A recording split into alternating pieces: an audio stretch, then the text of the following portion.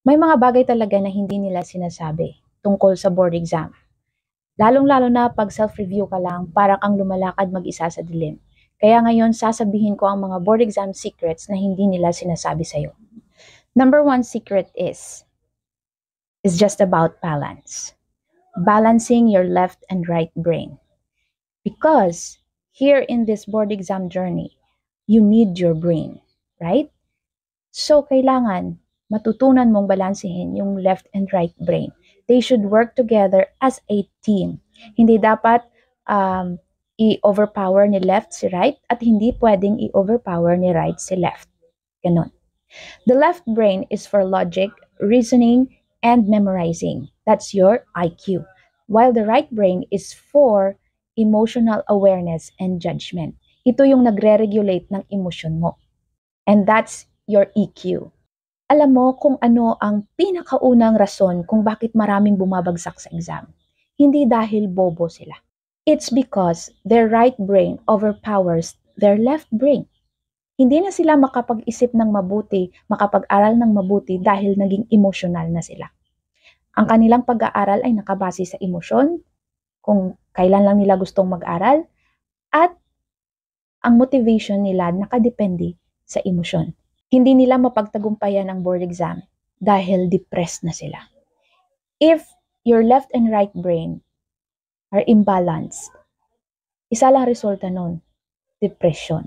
And it's not good na kumuha ng board exam na depressed. Kailangan unahin muna ang sarili, magpagaling muna, gamutin muna ang sarili, dahil kung minsan, ang totoong tagumpay dyan nagsisimula.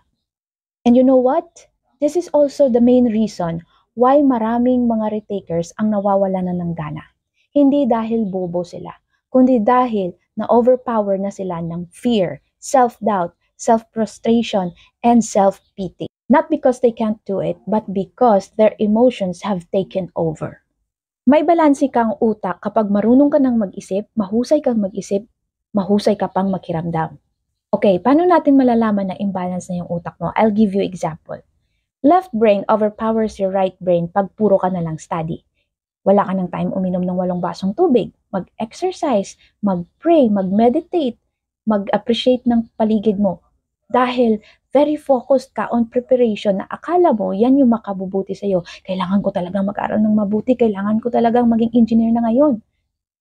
And you end up ignoring yung pinakakailangan ng katawan mo, which is mas kailangan ng utak mo rin. Tandaan mo, kailangan mong utak mo sa battle na ito. Kaya kailangan mong alagaan, kailangan mong i-train, kailangan mong balansehin, kailangan mong matutunan the power and the science of the brain dahil ito ang makakatulong sa'yo. Hinihigitan naman ni right brain sa left brain pag kinakain ka na ng self-pity, self-doubt, frustration, and fear. Depressed ka na, emotionally unstable, and you end up procrastinating. At ang pinakalala, nakikita mo na yung sarili mo nagsuscroll na lang sa social media dahil hindi mo alam kung saan magsimula. Napakalawak ng pag-aaralan ko. Ano ang gagawin ko? Hindi ka na makapag-isip ng mabuti. Hindi mo na maida-digest yung inaaralan mo dahil emotionally, unstable. And that is the main reason bakit ka hindi magtatagumpay sa board exam mo. So, ano ang solusyon para maging balanse ang utak? Siyempre, number 1, disiplina. Kailangan mong matulog ng 7 to 8 hours. Ang mga taong kulang sa tulog, irritable. Tapos, pakainin mo ng healthy yung katawan mo. Why? A clogged stomach is a clogged brain. Then, whatever lessens your mental and physical capacity, avoid it. Alam mo na kung ano yun. Kailangan mo na lang talaga disiplina sa sarili.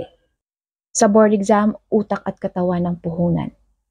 Kapag ang capital malulugi, walang gain. Without self-control, you cannot win the board exam game. It's just about balance. I have a separate video about this left and right brain balancing. It's entitled Guard Your Heart. Check it out. Okay, the second secret is very important. You need to know this in order to win the board exam game. It is the question bank strategy. Alam mo bang every year hindi gumagawa ng bagong questions ang board examiner ng inyong field? Nagsasubmit lang sila ng 500 to 800 questions sa PRC for each subject, depende sa field, at doon kumukuha ang PRC ng questions. Sinashuffle yun. Then every year nire-recycle lang nila, nire-reward lang nila yung sentence.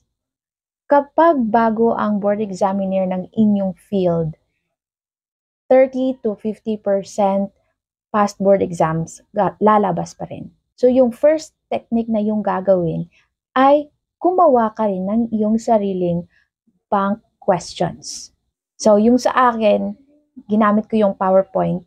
Nag-collect ako ng mga past board questions from my seniors, from review centers, from FB groups. Tapos, kinumpile ko ito per subject sa PowerPoint. Then every day, nagka-quiz ako. Kasi kailangan mo ng repetition, hindi kailangan ng memorization, kailangan ng familiarization. And in order to familiarize the question, you need to repeat it every day. And believe it or not, 40 to 50 items lumalabas talaga past board exams. May mga bagong questions na hindi mo na encounter. Yung mga questions na hindi mo na-encounter during review and sa past board exam questions mo, dyan na matitest yung analyzations mo. So, masasagutan mo yun kapag prepared ka, na-memorize mo yung mga formulas and mga technical terms mo. So, yung sa akin, ang ginawa ko, kinumpile ko yung lahat ng formulas per subject at minemorize ko yun. So, all in all, I have memorized around 1,500 formulas. And then, yung mga technical terms, babasahin at i-familiarize mo yun. Kailangan may strategized lesson outline ka. I mean, nagawa kang strategized outlines by topics and by subjects para mayroon kang ng basihan para malaman mo kung ilang percentage na ang napag-aralan mo. Dapat 1 month before board exam, 80% na yung napag-aralan mo or na-review mo para mayroon kang confidence. Okay? Secret number 3 is the most important of all. It is your effort plus God's effort is equal success. I tell you, you are not taking the exam alone. Hindi totoo ang sinasabi nilang ikaw lang mag-isa ang haharap sa board exam. You are facing the board exam in partnership with God. Team kayo ni God. So kailangan, before the review, during the review, and during the exam, God must be the leader. He should be the one that leads you all throughout your board exam journey.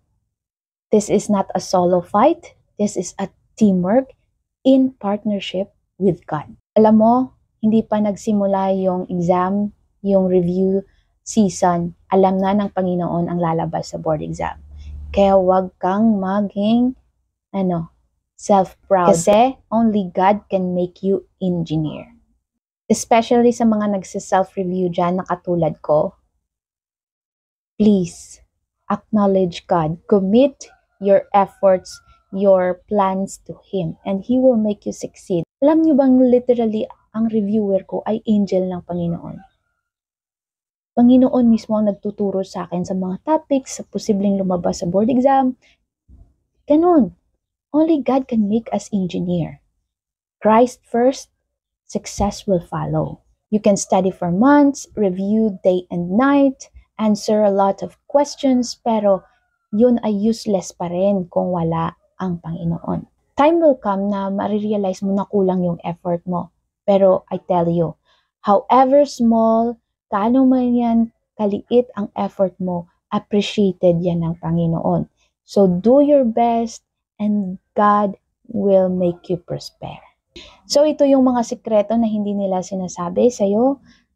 At kung i-apply mo to, paniniwalaan mo yung mga sinasabi ko, 100% magiging engineer ka, magiging nurse o doktor ka ngayong taon.